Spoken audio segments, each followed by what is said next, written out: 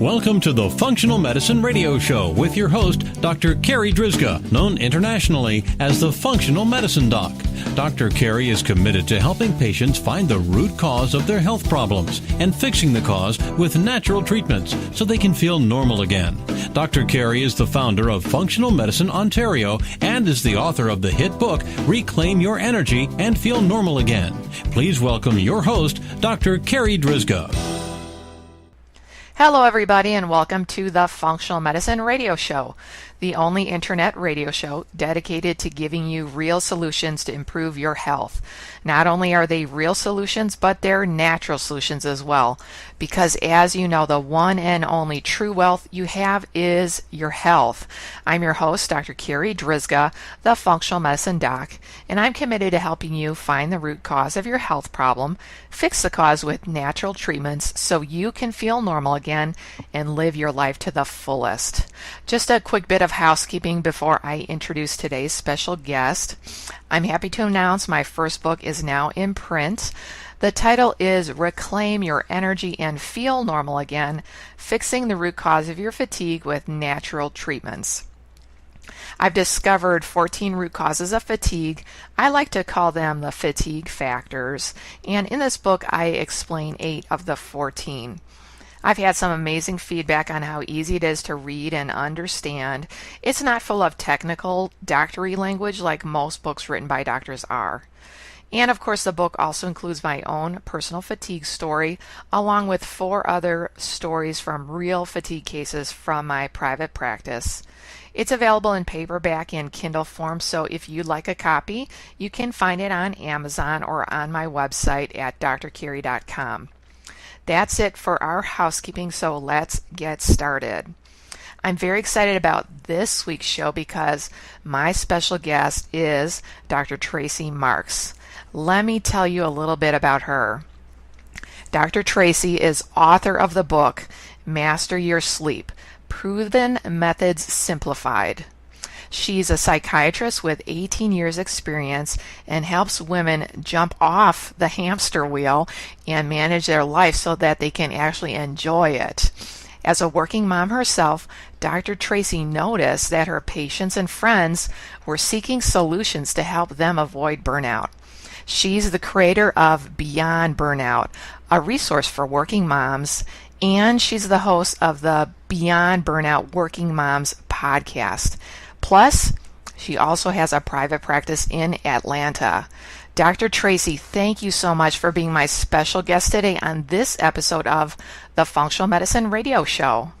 Thanks for inviting me on. I'm really looking forward to talking with you, and I'm also looking forward to reading your book. Oh, thank you so much.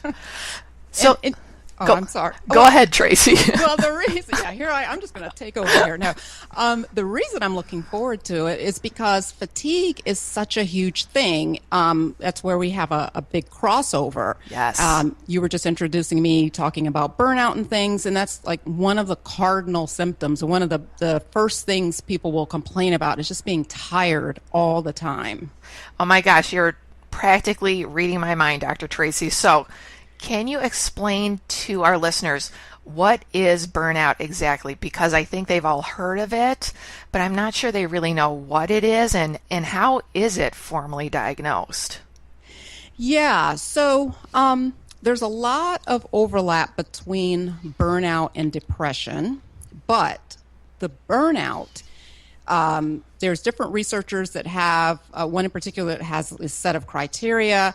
I'm going to exclude like a formal definition and look at what it looks like more just to the average person and kind of generally speaking. So there's a physical part and there's a mental part. The physical part is feeling exhausted, not having much energy, maybe even getting sick, like having colds and things like that, recurring colds. The mental part is not having much enthusiasm about the things that you're doing. You may even just feel like, what's the point? And you've just kind of, it's almost like you've just deflated a balloon. You just have lost your get up and go with things. And you can see this in people who are pushed and pushed and pushed, particularly in a work setting, but it can be a combination of work and personal obligations without seeing a lot of gratification from the things that they're working toward.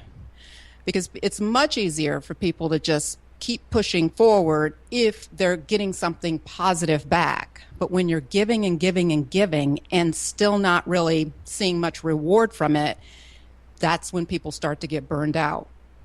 That makes so much sense. So like you were saying, giving and giving and giving, but not seeing the reward, or not even, having a smile or like a pat on the back, or, hey, thanks, I know you're working hard.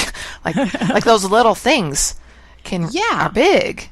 They are big. Just a little thing here and there. It doesn't have to be that, say, in the workspace that you have a $1 million or 6-figure launch. I mean, it could be just the pat on the back, like you said, or great job, I really appreciate you. And it's so easy as we get busy to not do those things and not get them back either.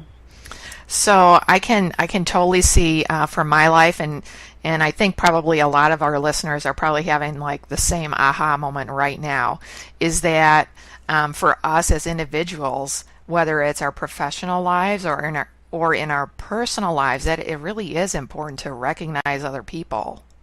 Oh, totally. You see this in I think it's most evident. You could see this in your children, that how your children really do need that great job, that affirmation, and that's how we are raised, and we're raised to need that. But once we become adults, we just kind of drop all of that, and we still need that kind of affirmation and validation. Okay, so I know you work a lot with working moms. What are some of the biggest causes of burnout amongst working moms? Like, is this one of them?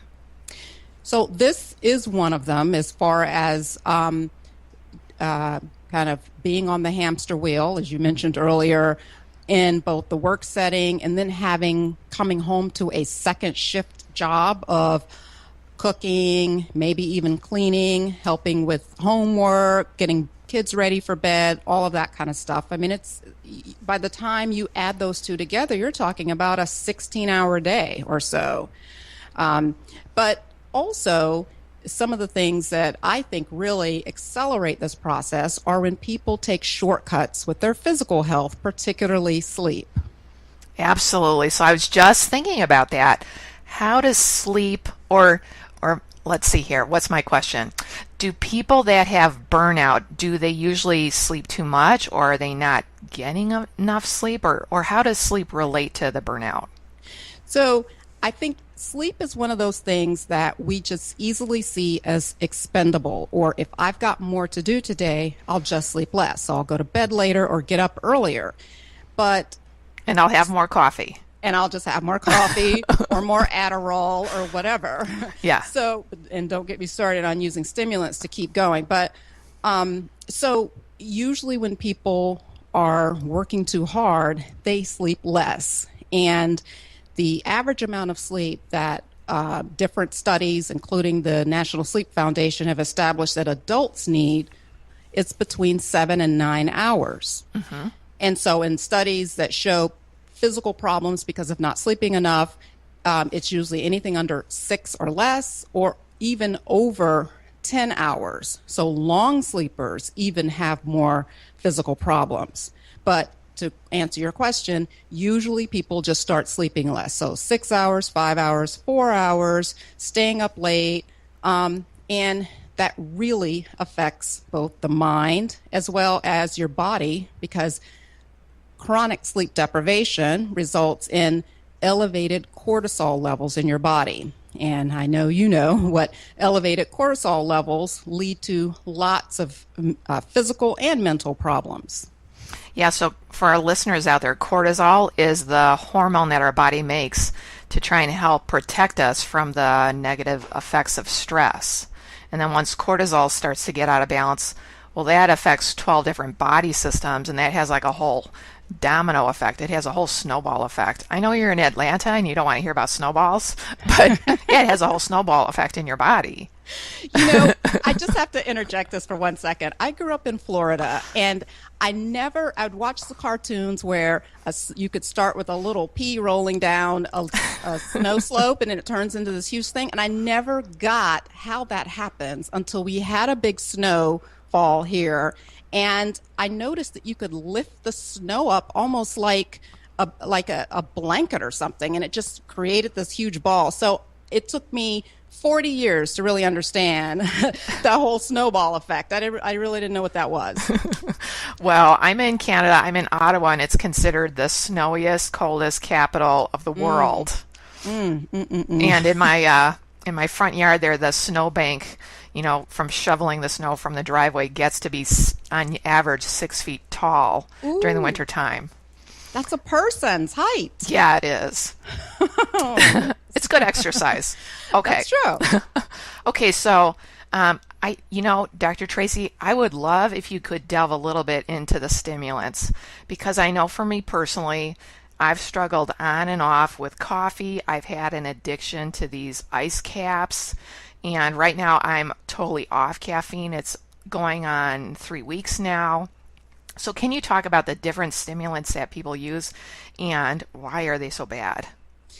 Yeah, okay. So this is another reason I see people burning out, is using stimulants as like performance enhancing drugs to be able to push their bodies further than their bodies really want to go.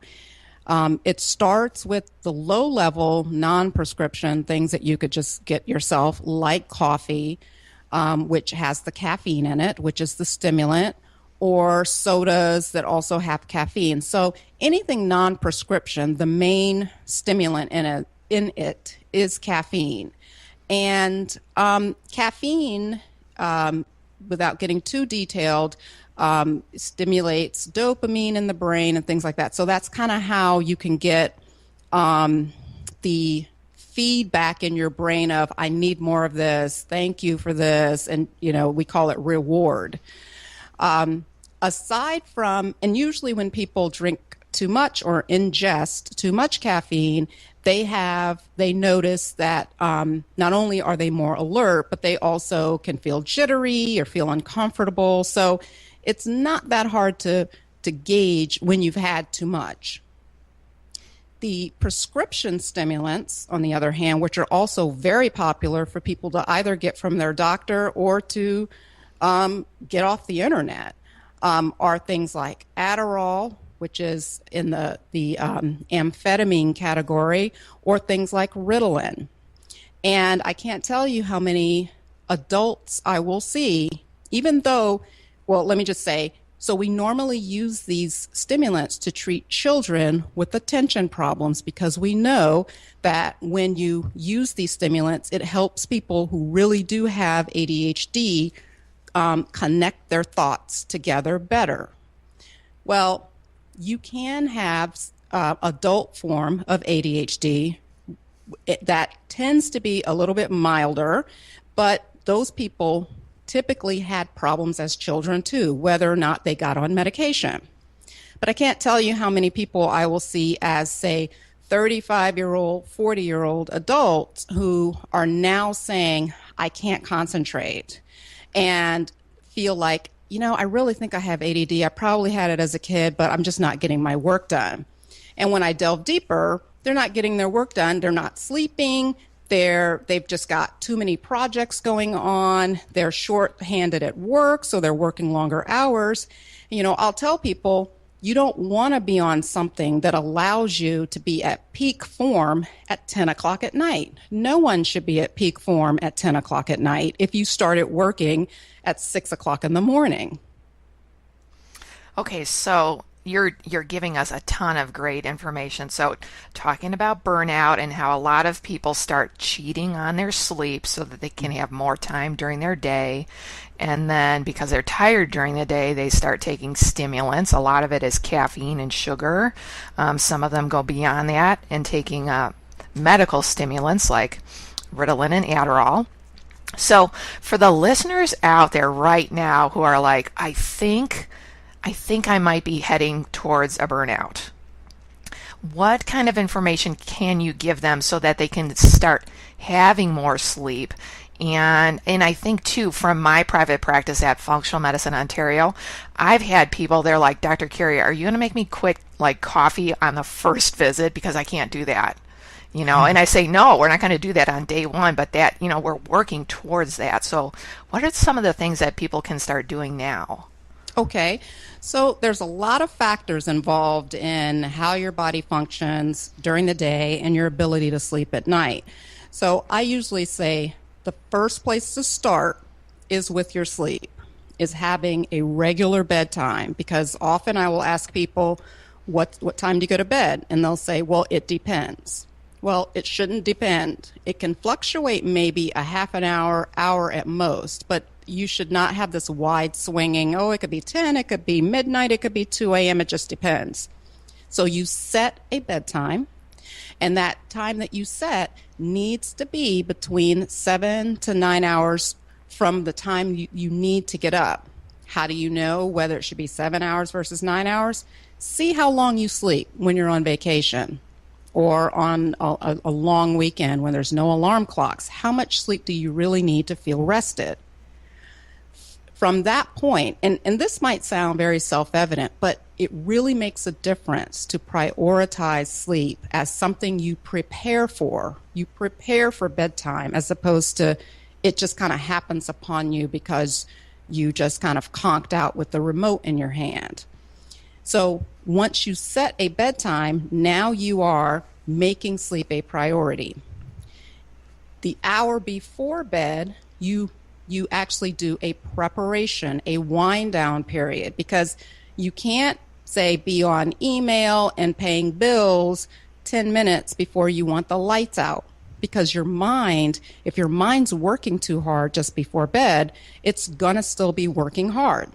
It's just kind of like your physical body. It's easier to appreciate that when you've worked too hard physically because your body hurts. But your mind can work too hard too, to the point where when you're ready to go to bed, it just won't stop. It just won't settle down. So this is, there's lots of little tweaks and things people can make to sleep better. But just on a general level, this is the place to start, is to start with a bedtime, start to prepare an hour before bedtime where you turn off all your electronics and you start preparing for bed. I totally agree with you, Dr. Tracey, with all the patients that come to see me with fatigue, and especially for those that feel like they're on the verge of burning out. I agree with you. The first thing to work on is just sleep, getting good quality sleep and good quantity sleep. It's so important. Yes. And like you said, a lot of this is like self-evident, but I think it's really good to have these little reminders, because you never know that, like, that little thing that you're not doing. Okay, so now start doing it, because it can have a big impact. Yes, absolutely. And another thing that I will say to people is that what you do during the daytime matters as far as what happens at night and your ability to either fall asleep or stay asleep. So if you have this crazy day of high stress, you never have any downtime, it's going to be harder for you to have a good restful night's sleep. And we don't always make that connection. We just feel like, okay, the day's over. Oops, it's 11. Let me just turn out the light. But so if your day is too crammed with high stress mental work, it's going to be harder to fall asleep later. So what I normally recommend as a step 2 to this whole plan of feeling better, step 1 is make sleep your priority and set a bedtime. Step 2 would be to take a break in the middle of the day, like it could even be 10 or 15 minutes, to just break up your mental your mental activity, kind of like rebooting your computer. Just that little bit of mental downtime can enhance your effectiveness in the afternoon. I like that idea. I was actually being interviewed by Melissa Curtis this week, and we were kind of talking about a similar subject. And she had said that she personally, like, a lot of people come home from work and they have like the cocktail hour, and that's what they do to relax, but it's actually not helping you. It's actually doing more damage. So she said instead of doing the cocktail hour, she switched it to the relaxation hour. And she does this whole set of things specifically just to take care of herself, take some time for herself, and to relax. So she'll do like meditation, she'll breathe in some lavender, all kinds of different things just to kind of calm the body down and relax. And like you said, calm the mind down. Yes. She and I are sisters because that's what I do. The lavender, I'm a huge proponent of aromatherapy.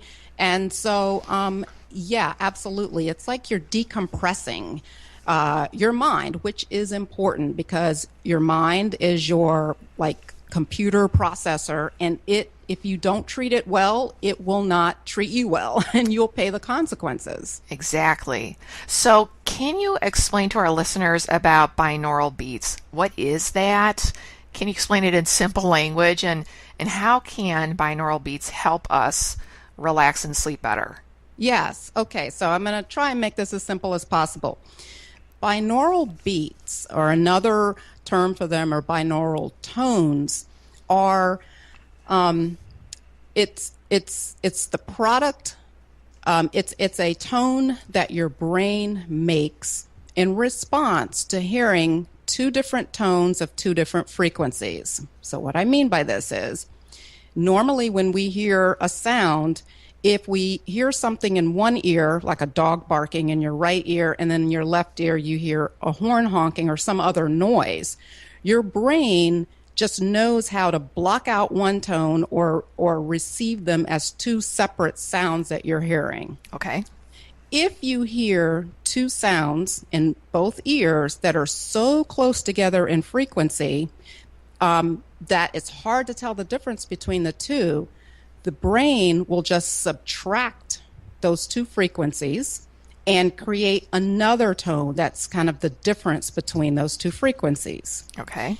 So if you hear something, say, I don't know, 300 hertz, let's say, but well, let me just say that subtracted, or that difference in those two beats, with binaural beats, that whole thing is orchestrated so that you hear something that then your brain will make this third beat that corresponds to the frequency of slow waves in your brain. What that means is, when we're thinking, your brain is moving at a certain speed. When you are, especially if you're hard thinking, if you're sitting listening to music and you're kind of relaxed, your brain is moving a little bit slower. If you are asleep, your brain is even slower.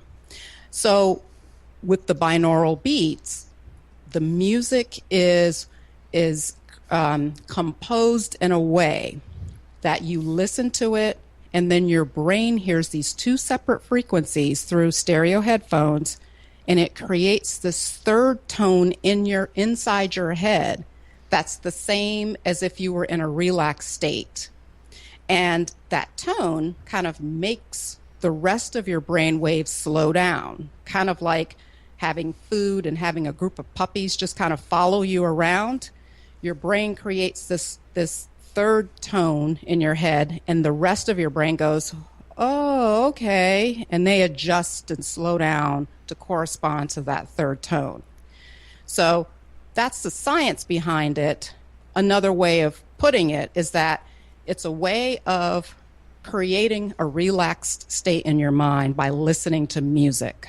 So you listen to this music.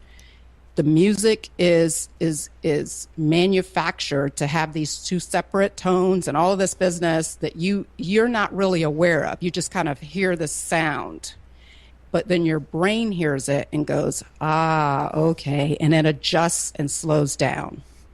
Okay, so here's the next question for you. Do people listen to this kind of all day long, or do they listen to it before bed? Should they listen to it while they're driving so they don't have road rage? I would recommend that this is one of those things people can listen to relax. The decompress in the middle of the day thing that I mentioned, 10 minutes of it before bed to relax. I wouldn't recommend it during driving because it could make you, it could make too you relaxed. Too relaxed. Yeah, you need to, don't operate heavy machinery, that kind of stuff. So this would be something that you could do to help you relax, whether it be in the middle of the day or right before bed.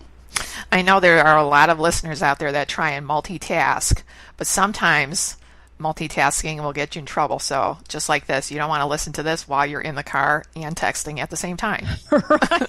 Right. None of that. Oh, okay. Oh, Dr. Tracey, this has been such a great interview. So let's try and get a little bit more information. We have maybe 5 minutes left here. What about using something like meditation? Oh, I love meditation. So, I'm in the South, I'm in Atlanta, and the significance is here it's we call it the Bible Belt in the South, and meditation has this connotation of being something that's Eastern religion, and that will turn a lot of people off. Mm-hmm. Yeah, you're right. Yeah, but there doesn't have to be anything religious about meditation. There can be. There's lots of Buddhist type meditations, all of that. But basic mindfulness is a type of meditation that is non-religious, non-spiritual. And really all it is making yourself be present in the moment. And that might be another one of those self-evident things like, well, of course I'm present in the moment. Where do you think where I am?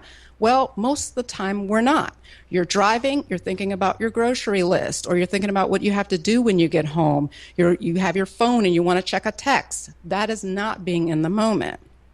An example of being in the moment while you're driving, for example, is noticing how your hands feel on the steering wheel. Is it hot? Is it made out of leather? Is it sticky? What's the color of the sky? How does the air smell? That is being in the moment. And the more you're in the moment and the more you can make your brain kind of focus in on the moment, the more relaxed you can become and the more calming you are than when your mind is scattered on lots of different things. And probably become a better driver too. Yes. Stop yelling at people and swerving. Oh, no, that made me think of how many times I either drive to the office or I drive home from the office and I'm like, oh my gosh, how did I even arrive here? Like, yes. What just happened in the last 10 minutes? I know. Because I am not present. Yeah. Yes, that's really scary. So, Dr. Tracey, what is your favorite meditation to do? My favorite meditation probably is either the binaural beats, listening to those, or listening to guided imagery. And that's where I'm listening to someone walk me through a pleasant scene where I'm visualizing all these little details, because I'm not good at creating those thoughts myself, because I will get distracted and start thinking about other things on my to-do list. Uh-huh. So I'm not good at just quiet my mind. I've got to listen to someone or listen to something. So those are probably the two easiest ones for me to do. I know the one that's easiest for me to do, because meditation is like exercise for your brain, and it's about trying to find the one that works for you. And the one that I like to do personally is I take a deep breath in and I imagine my favorite color coming into my body and just flooding my body. And then I hold my breath, and then when I breathe out either blackness or a color that I hate. And so just like focusing on just the colors, so like good energy coming in and bad energy leaving my body. That's a simple one that really works for me. Oh, that's great. I love that. Yeah, that's one because it's very basic, and it's only really two things you've got to think about. Mm-hmm. Now there are so many different ways to meditate, and for our listeners out there, you could do a simple internet search and find like 1 million pages on meditation. But I urge you to try and figure out one that you like to do and that works for you, and also to consider putting an appointment in your electronic schedule for you to do and to be accountable that you do it for maybe just 5 minutes every day, like just as a place to start. What do you think about that, Dr. Tracey? I think that's an excellent idea because it's so achievable. 5 minutes goes by just like that, but 5 minutes can make a big difference when it comes to just relaxing your mind. Yeah, 5 minutes added up day after day, week after week, month after month can have a huge impact on your health. And that's just one thing. And we're not even talking about diet and stress management and exercise and all of the rest of it. No, we're not. And the other key part about that is it's a pattern interrupt issue. So it's not so much that you've got to do 30 minutes of this. It's even that 5 minutes interrupts the pattern of, I got to do this, do this, and all these other things that you're thinking about, and calms your mind. Oh, Dr. Tracey, I would love to just keep chatting with you today, but we are running out of time. How can our listeners find out more about you? Where can they get your book? Where is your podcast? Are you on Facebook? Tell us all the juicy details. Sure. So I'm one of those people. I am in a lot of places, but my book is called Master Your Sleep, and it can be found on Amazon as well as Barnes & Noble. The best place for me as far as website is my beyondburnout.com website. There's links there to connect to my podcast, which you can find on iTunes or Stitcher as well. And I'm also on Facebook and Twitter. Those are probably the two main places where I hang out. And my ID for both of those is Tracey, Tracey, Marks, Marks, MD, like medical doctor. Okay, so for our listeners out there, I'll make sure that all of those links are in our podcast notes on the website.